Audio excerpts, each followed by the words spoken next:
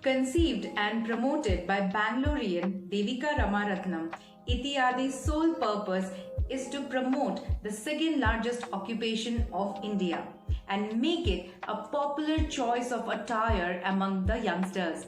Devika's love for handloom saris and fabric inspired her to start a handloom company and named it Ithy-Adee. Started actually draping saris, your grandmom's saris. Yes. How old were you? Grandma. I was like 22. I had just finished engineering, and I had started the job, and then I had to have a wardrobe, which I didn't have. So I just thought that this is a natural way to add to the wardrobe. To ask you that how are you feeling balancing both your career as well as your passion? Because a lot of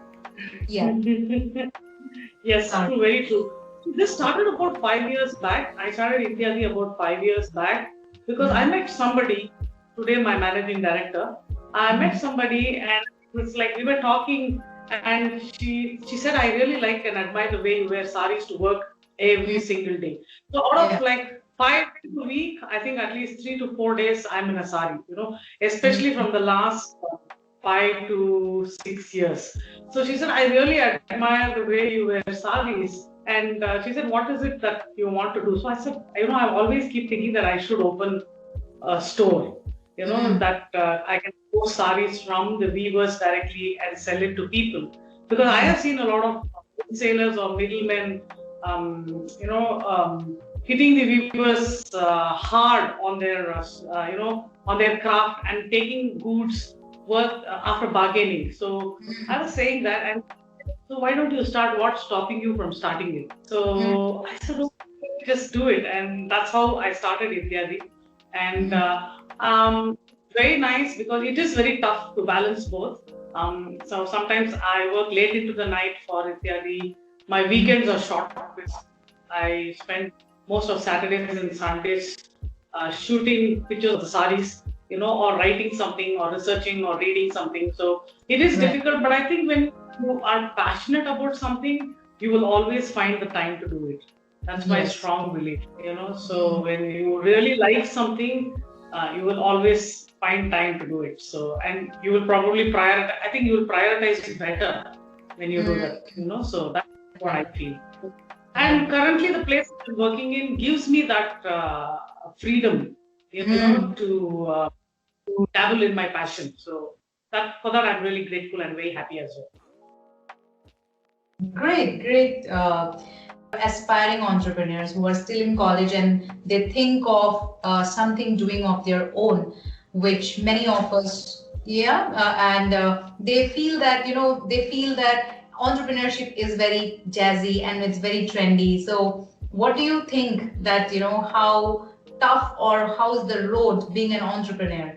Because you have you know both the things, because you are also in corporate, you are also an entrepreneur. So what do you think that are there any differences in these two lives, and if they are different, how are they different, and what are the things that one should keep in mind when they want to choose their profession accordingly? So it's a big myth that entrepreneurs have it easy. They just they say, she's an entrepreneur, she runs a big company, and they think it's very easy and we are having a good time out. But believe me, it's very, very difficult being an entrepreneur, especially if you are a single one-person entrepreneur like me. Like most of the things I do myself, I do have help at work where somebody actually takes these packages and goes and posts them, and there is some built my website, and there is somebody who actually helped me design the logo and put them into a letterhead, design the labels, etc. Being an entrepreneur is very difficult. It's far easy to go and work for someone because you don't have to worry where the next project is coming from, or where the monthly salary needs to be coming from. So it's very, very difficult being an entrepreneur. Entrepreneurs should have in their mind when they think of taking entrepreneurship as their career? People who are thinking of starting something, I really wish them all the best, but they need to be prepared for sleepless nights.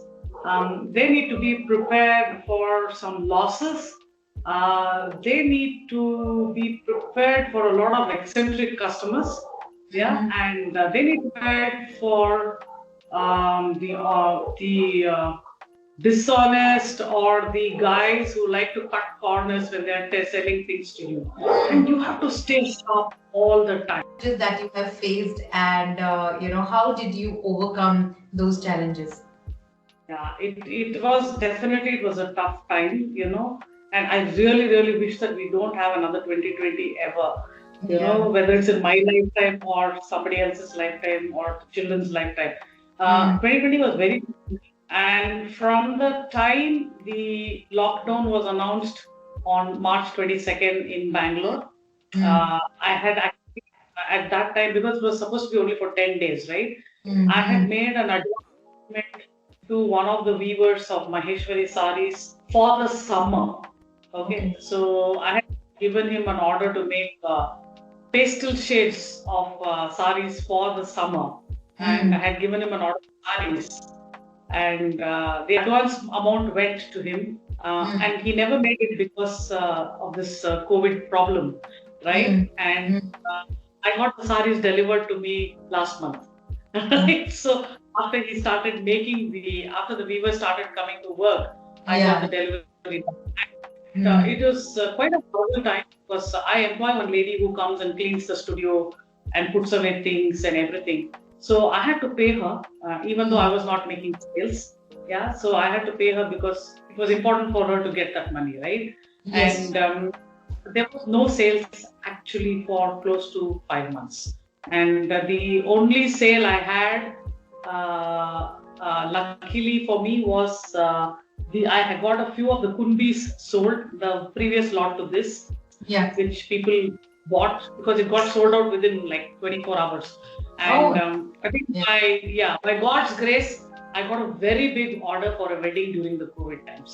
All. So yes, it was like an order for 50 saris Mm-hmm. uh, for a wedding in Delhi, and they had this what do you call mission to help a weaver. So they ordered for Ilkal saris, and that really was a big boost or a big happy moment for me. Yes.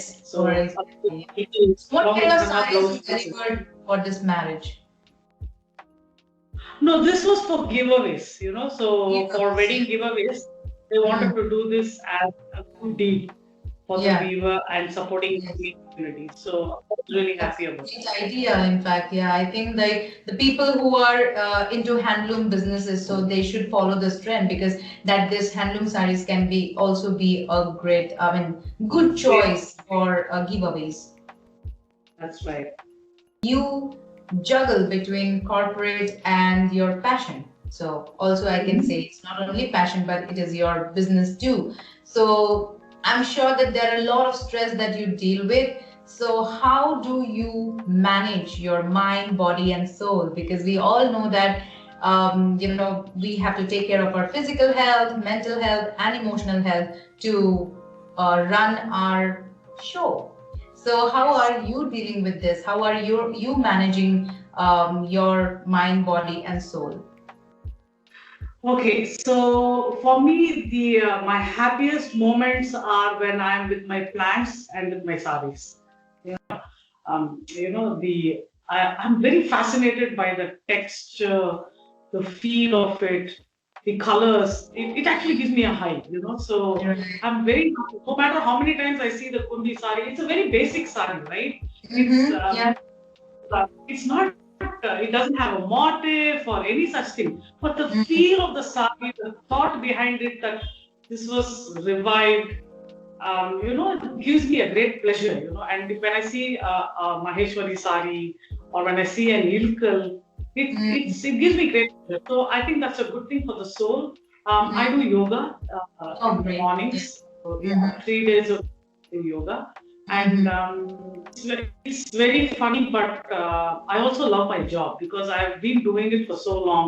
part of the corporate is very high, because you get to meet, and if you're in a multinational and you get to travel a lot, you get to see different places. The learning is really, really very high, so it's a good mix. And of course, if your entrepreneurship becomes really big, then you need to set the culture, the way people interact, the company culture, etc. So it's a good. Yeah. So I think if they work in the corporate for some time, it will be a good thing to become an entrepreneur, because you will know what are the things you need to do, and no matter what the customer says, you cannot get irritated with the customer, so that's the first and foremost thing in when you're an entrepreneur. So if the customer could be wrong, but you can never say the customer is wrong. Okay, you need to handle it with a lot of deftness, with a lot of clarity, with a lot of cleverness, because you want to lose the customer, right? And losing one customer is not the focus here, because the customer can actually influence 10 other people, to not buy or to buy.